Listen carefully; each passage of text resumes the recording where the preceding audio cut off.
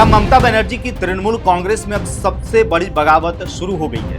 क्या अभिषेक बनर्जी की पकड़ पार्टी पर धीरे धीरे कमजोर पड़ रही है? और क्या वही नेता जो कभी बीजेपी पर मुस्लिम तुष्टीकरण और सांप्रदायिक राजनीति को लेकर के हमला करते थे, अब बीजेपी के नेतृत्व वाले एनडीए के साथ खड़े दिखाई दे रहे हैं? इन्हीं तमाम सवालों पर आज बात करेंगे। नमस्कार, द हिंदी टॉप देख रहे हैं आप और मैं हूं आपके साथ जानिसार खान। दरअसल पश्चिम बंगाल की राजनीति में इन दिनों बड़ा भूचाल आया हुआ है। जिस तृणमूल कांग्रेस को ममता बनर्जी और अभिषेक बनर्जी की मजबूत पकड़ वाली पार्टी माना जाता था, उसी पार्टी में अब खुली बगावत की खबरें सामने आ रही हैं। द न्यू इंडियन एक्सप्रेस की रिपोर्ट्स के मुताबिक टीएमसी के करीब 20 सांसदों ने लोकसभा स्पीकर ओम बिरला को पत्र लिख करके संसद में अलग बैठने की व्यवस्था देने की मांग की है।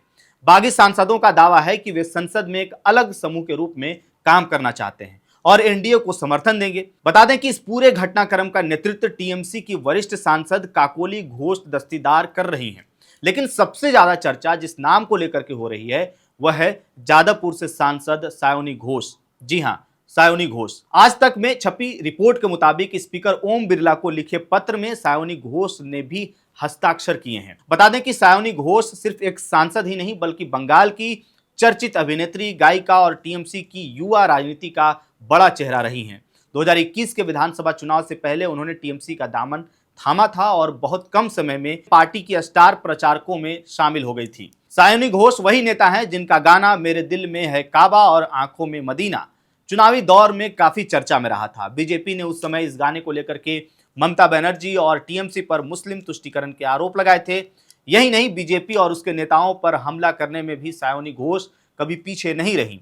एक चुनावी सभा में सायोनी घोष ने बीजेपी नेताओं पर निशाना साधते हुए कहा था, मैं चड्डा नहीं हूं जो चड्डी बन जाऊंगी, घोष हमेशा घोष ही रहेगा। उस बयान पर बीजेपी ने कड़ी प्रतिक्रिया दी थी और इसे अपमानजनक बताया था। लेकिन अब राजनीति का चक्र कुछ ऐसा घूमता दिखाई दे रहा है कि वही सायोनी घोष कथित तौर पर उस गुट का हिस्सा बताई जा रही हैं जो एनडीए के साथ जाने की बात कर रहा है। अब ऐसे में अगर यह घटनाक्रम आगे बढ़ता है तो यह टीएमसी के लिए बड़ा राजनीतिक झटका माना जाएगा। दरअसल आपको बताएं कि सायोनी घोष की राजनीतिक यात्रा भी काफी दिलचस्प रही है। 1993 में कोलकाता में जन्मी सायोनी घोष फिल्मों और टीवी की दुनिया से राजनीति में आई थी। 2021 में टीएमसी में शामिल होने के बाद उन्हें आसनसोल विधानसभा सीट से चुनाव लड़ाया गया था। हालांकि वहां उन्हें हार का सामना करना पड़ा, लेकिन हार के बाद भी पार्टी नेतृत्व का भरोसा उन पर बना रहा। बाद में उन्हें टीएमसी युवा इकाई की जिम्मेदारी दी गई और 2024 में जादवपुर लोकसभा सीट से चुनाव लड़ा करके संसद भेजा गया।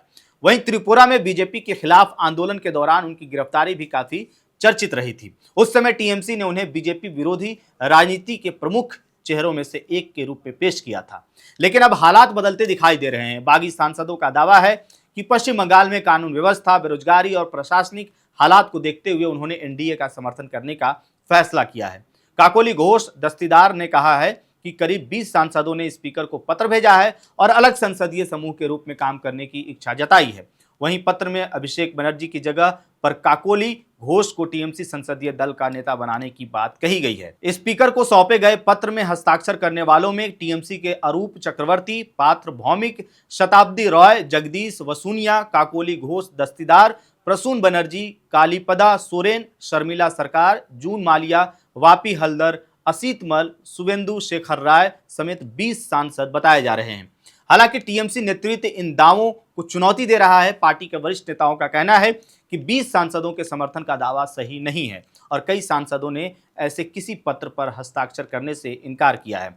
ऐसे में अब यहां पर एक सवाल खड़ा होता है कि क्या पश्चिम बंगाल विधानसभा चुनाव में सत्ता गंवाने के बाद टीएमसी में नेतृत्व संकट शुरू हो गया है? क्या ममता बनर्जी और अभिषेक बनर्जी की जोड़ी अब पार्टी को एकजुट रखने में संघर्ष कर रही है? और क्या वही नेता जो कल तक बीजेपी पर सांप्रदायिक राजनीति और तुष्टीकरण का आरोप लगाते थे, आज एनडीए के साथ जाने को तैयार हैं?